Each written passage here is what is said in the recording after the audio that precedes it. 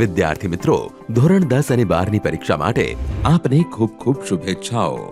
આવો પરીક્ષા આપતી વખતે વિદ્યાર્થીઓએ ધ્યાનમાં રાખવા જેવી અગત્યની માહિતી મેળવીએ। વિદ્યાર્થીઓ પરીક્ષા કેન્દ્રમાં પ્રવેશ કરતી વખતે પ્રવેશપત્ર હાથમાં રાખો, જેથી પ્રવેશ મેળવતી વખતે ચકાસણી કરવામાં સરળતા રહે।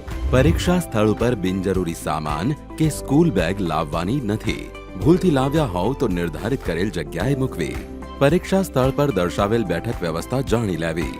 પરીક્ષા સ્થળ ઉપર મોબાઈલ કે કોઈ ઇલેક્ટ્રોનિક ગેજેટ લઈ જવું પ્રતિબંધિત છે।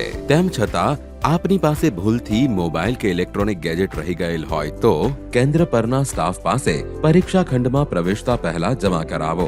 પ્રિન્ટેડ કે હસ્તલિખિત પરીક્ષાલક્ષી માર્ગદર્શક વાંચન સાહિત્ય ભૂલથી લાવ્યા હોય તો પશ્ચાતાપ પેટીમાં મૂકવું।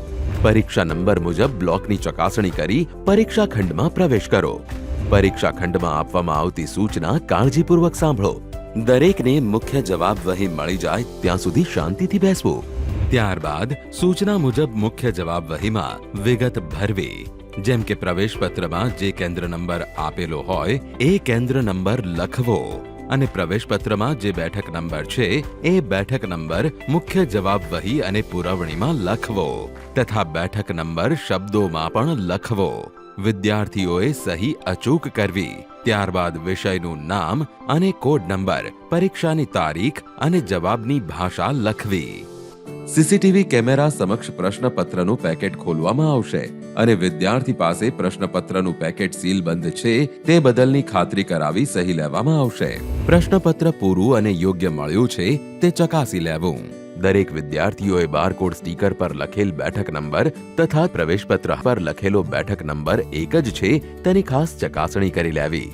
પરીક્ષા દરમિયાન આપના પ્રવેશપત્ર પર નિરીક્ષકની સહી કાળજીપૂર્વક કરાવી લો। મુખ્ય જવાબ વહી અને પુરવણી મળ્યાના પત્રક પર સહી કરવી। પરીક્ષા દરમિયાન સમયની માહિતી આપતા બેલને ધ્યાને લઈને જવાબ લખો।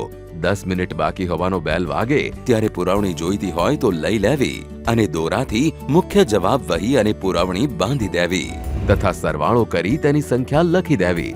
ત્યારબાદ કોરા પેજ પર લાઈન કરી દેવી અને છેલ્લે સૂચના મુજબ મુખ્ય જવાબ વહી અને પુરવણી પર સ્ટીકર લગાવવું।